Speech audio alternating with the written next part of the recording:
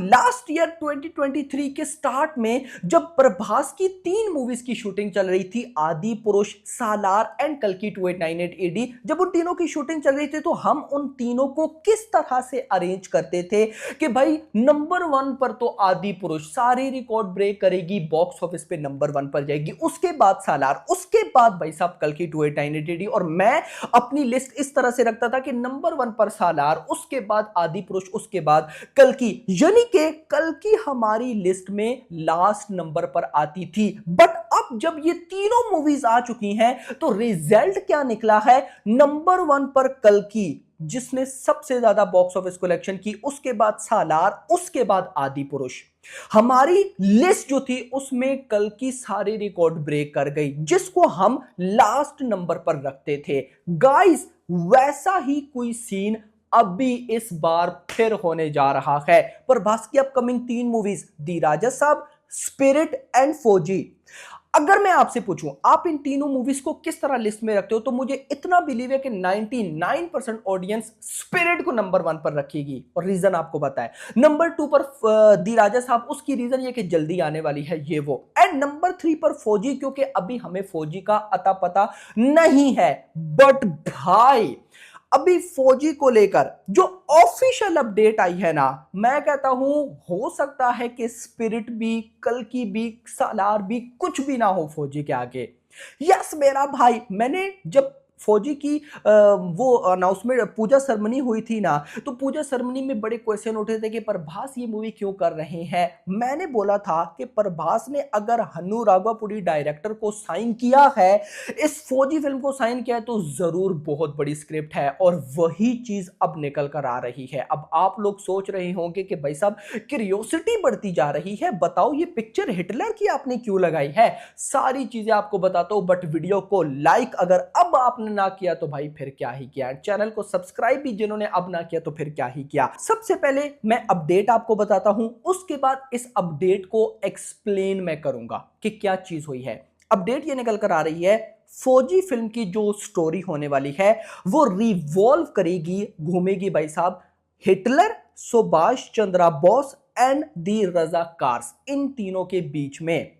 अब आते हैं डिटेल की तरफ। आप सबको पता है कि भाई साहब हो सकता है प्रभास का जो रोल हो वो सुभाष चंद्र बोस का हो। अब सुभाष चंद्र बोस को आप में से सब लोग सुभाष चंद्र बोस को जानते हैं, जो नहीं जानते मैं उनको सिंपल वर्ड्स में गाइस बताऊंगा कि ये चाहते थे कि इंडिया के अंदर, आप सबको पता है जब इंडिया वगैरह नहीं बने थे तो भाई यहां पर ब्रिटिश की गवर्नमेंट थी, तो सुभाष चंद्र चाहते थे कि ब्रिटिश यहां से निकल जाए और इंडिया की अपनी गवर्नमेंट बने, इंडिया आजाद हो जाए। हिटलर के बारे में भी आप सबको पता है कि हिटलर भाई वो चाहता था कि यूरोप एंड रशिया पर कब्जा कर ले। उसने क्या क्या तबाही मचाई, मुझे बताने की जरूरत बिल्कुल भी नहीं है, आप सबको पता होगा। एंड उसके बाद भाई साहब है दी रजाकार्स। मुझे जहां तक इनके बारे में अपडेट मिली है तो ये हैदराबाद के अंदर निजाम जो डिस्ट्रिक्ट है, ये चाहते थे कि निजाम एक अलग गवर्नमेंट बने, कुछ इस तरह का गाइस इनका भी रोल था। लेकिन मेन टॉपिक इज कि भाई सुभाष चंद्र बोस एंड हिटलर, इनका उस टाइम 1940 के टाइम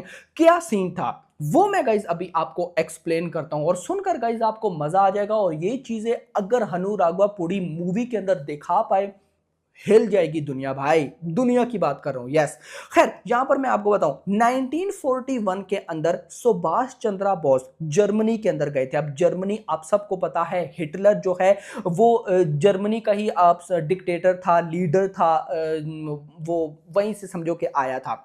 अब यहां पर सुभाष चंद्र जो बॉस थे वो भाई साहब गए थे 1941 में जर्मनी। जर्मनी वो क्यों गए थे, उसकी रीजन थी कि सुभाष चंद्र ने ब्रिटिश गवर्नमेंट को खत्म करवाना था, और जर्मनी यानी कि हिटलर वगैरह वो यूरोप वगैरह रशिया से लड़ रहे थे। तो सुभाष चंद्र 1941 में जर्मनी इस वजह से गए कि जर्मनी उनकी हेल्प करेगा, उन्हें आर्मी वगैरह देगा ब्रिटिश से लड़ने के लिए। नंबर 1। नंबर 2 पॉइंट, फिर जब बात बढ़ी तो 1942 में हिटलर से भी मिले थे सुभाष चंद्र बोस।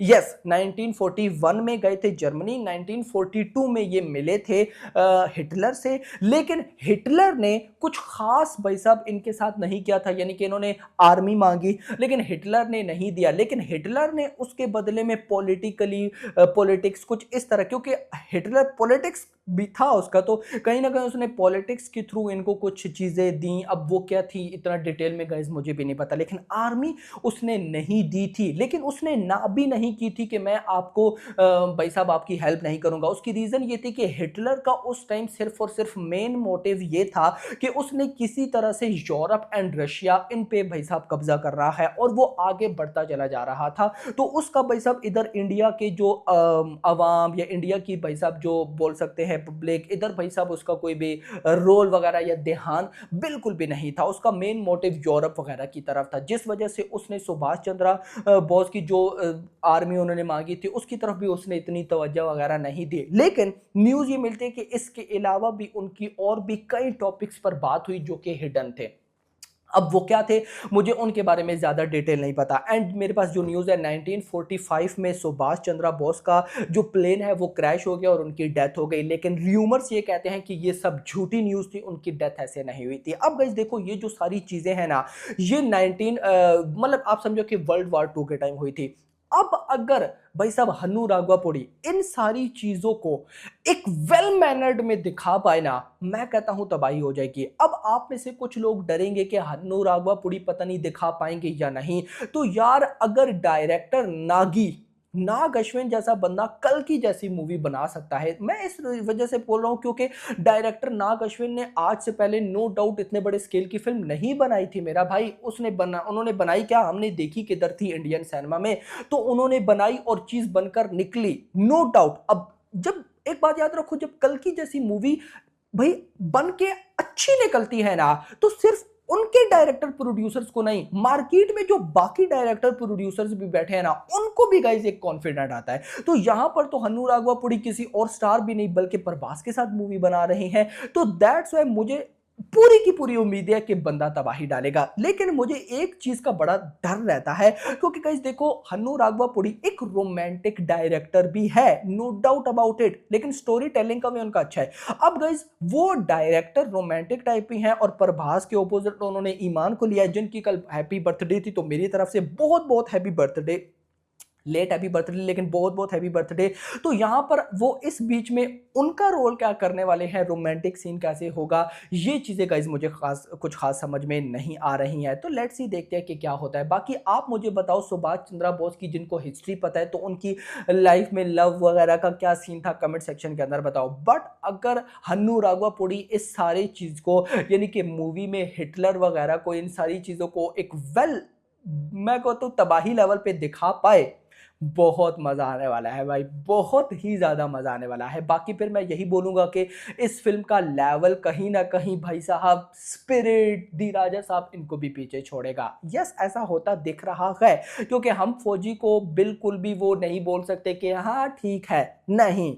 तो I am very excited specially इस न्यूज के बाद, और जैसे जैसे इसकी न्यूज आ रही है तबाही होती जा रही है। फिल्म बहुत बड़े स्केल की है, इतनी जल्दी देखने को नहीं मिलेगी। कम से कम आप मान के चलो भाई साहब 2027 का एंड, उससे पहले भाई साहब बिल्कुल पॉसिबल नहीं है। यस ये मान के चलो, क्योंकि अब तो संदीप रेड्डी वांगा ने भी प्रभास से रिक्वेस्ट कर ली है कि यार जब हम फिल्म बनाए तो पूरा फोकस आपका मेरी फिल्म पे रहे। तो जब संदीप रेड्डी वांगा स्पिरिट बना रहे होंगे तब कुछ छुट्टी वगैरह मिली, यानी कि जब प्रभास फ्री हुए तो फौजी की शूटिंग वो करेंगे। अदरवाइज आप समझो कि फौजी की शूटिंग उसी तरह से चलेगी जैसे कल्कि की चलती आ रही थी, यानी कि स्लोली स्लोली। बाकी होप फॉर द बेस्ट, जैसे कोई और फर्दर न्यूज मिलती है तो बताऊंगा। बट आपका इस सारे सीन के बारे में क्या कहना है कमेंट सेक्शन के अंदर जरूर बताइएगा। वीडियो पसंद, वीडियो को लाइक करना, चैनल को सब्सक्राइब करना और अगली आने वाली वीडियो में थैंक्स फॉर वॉचिंग।